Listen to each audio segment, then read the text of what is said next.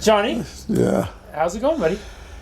Again, I'm happy to be here with you. I really am. I'm good. It's been a long couple weeks, but it's good to see you again. Oh, I try to be the sunshine in your life. The sunshine of my life. You're far from it, from being the sunshine of my life, Jesse. I tolerate you more than anything else. That's a good thing. My skin is thick. Yeah, good. It's gonna have to be. Yeah. Wait till I get my claws into you. So anyway, what's going on, man? Hey, buddy. I stoked to be here with you too, and you were telling me that you had a mouthful today. So, well, the last few days, my lovely sister has been in town. oh, awesome. From Austin, Texas. The families, and that's kind of what I want to talk about is the peripheral damage to ALS and what it causes. But before I get into that diatribe, I just want to, on record, I want to thank my lovely sister Leanne for her Herculean effort to come with me to go down to Cedars-Sinai, which if anybody out there doesn't know or is not familiar with Cedars-Sinai, it's an incredible, very large research surgical hospital, and I'm in the neurology department at Cedars-Sinai. Very blessed to be there. My local doctor here in Santa Barbara is from the tree, metaphorically speaking, from the tree, from my doctor at Cedar. Anyway, long-winded. It's, we've been down there getting ready to enter into a clinical trial and try out some new space-age drugs. It's not a cure. They just want to make sure that the medicine doesn't kill the host. So I told them I'd be a petri dish, guinea pig. Leanne's come down to help me with the screening and et cetera, et cetera. So it's been a long, arduous week, but the bottom line is I'm really happy to be sitting in this chair. That's the bottom line. I'm really happy to be sitting in the chair, and you can probably see on my face that I'm knackered, tired, but other than that, I've got something funny to say, actually. By all means, I don't want to take away from... I know. Yeah, you don't want to rob the art that's coming from this vessel. Exactly. It's like, like if the Mona Lisa wanted to talk, who am I to say shut up? How would you wipe that smile off her face if she had something to say? Probably get lots of trouble too. I don't know. I met with my hospice. They're not girls. They're professional, wonderful women. I call them my girls, my team. It's affectionately, but professionally, the girls, the hospice team that I work with, I met with today, and going over all the requirements that are now due from me on my calendar for these clinical trials and from my doctors at Cedars and here at Sansom. And they knew that you and I were going to tape today. And I said, one of the biggest fears I have, I just don't have the energy for Jesse today because I'm afraid I'm running out of things to say. And they all started laughing. Johnny Aspera, you running out of things to say? God be it for me to say, that ain't going to happen. So, Johnny, if I could just add to that. Mutual friends of ours, I've told him sometimes, I said, John gets sometimes really worried about he's going to run out of things to say. And they kind of look at me, Blake stared, and just started laughing. So, yeah, that being said, the things that I do want to say and have really come to a focal point, and this is, again, not a forum for me, woe is me, I'm this, I'm that, because there is a lot of this and that. Excuse my language, it's F. I mean, it's no fun. But what we've entered into, we being the team, myself, Jesse, and I, and is that it's amazing that the doctors, the neurologist, and the support crew where I'm at, what they're not worried about my body or trying to heal my body, because that's a moot point. There's no going back. I mean, the floodgate is open. The water's, the horse is out of the barn, so to speak. What I and what we have to be cognizant of, and oh, by the way, let me real quick, got a lovely message from a friend about how her husband was recently diagnosed with ALS, which my heart goes out to you, and that she appreciated what we're doing, because I have my own little, like, God, are people really watching this? Are they sick of what we're doing? And the appreciation that she has for what we're doing, thank you, whoever you are, in anonymity, thank you for who you are. And that's really what I want to talk about today, is that it's the ALS, it's not necessarily the damage that it does to me. No man is an island. Man does not live on bread alone, which is a metaphor for man does not live on food alone. He has to have spiritual growth.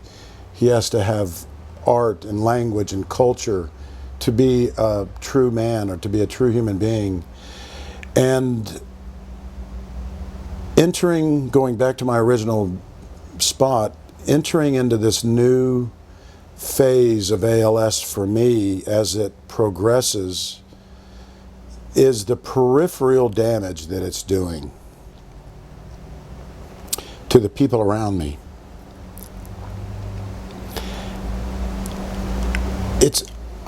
I've got big enough, broad enough shoulders to deal with my day-to-day schmutz. But to see, and you can tell I'm tired, emotional, having the peripheral damage hurts. And I hope Jesse is able to edit this so I don't make a fool out of myself on camera. But now we really get into the crux of the matter, in that occupational therapy, people see my arms moving from here. Well, that's a facade. Again, and I'm reiterating, I'm repeating myself. And I think it's important too. I can't, bathe, feed, dry, dress, comb my hair. You can see me move my hands here a little bit, but if I was to take my shirt off and watch you put my shirt back on, it would not only humiliate me, it would embarrass you. So I don't need to give you that illustration. So staying on track here. Might be children watching. It might be children watching.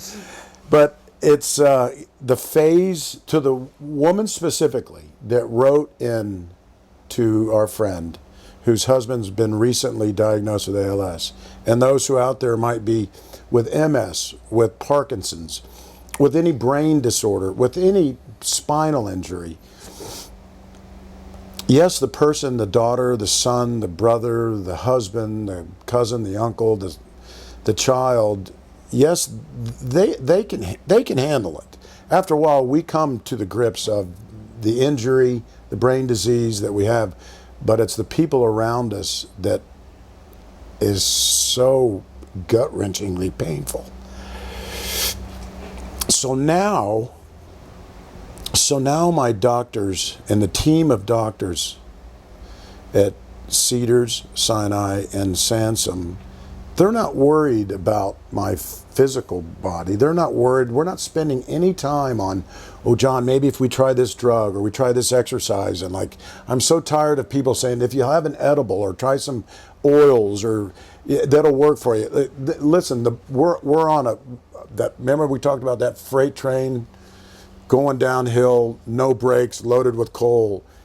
What we're working on right now is to keep me, because I'm driving this boat, so to speak, driving that train, is keeping me, keeping not my spirits, but keeping me mentally healthy.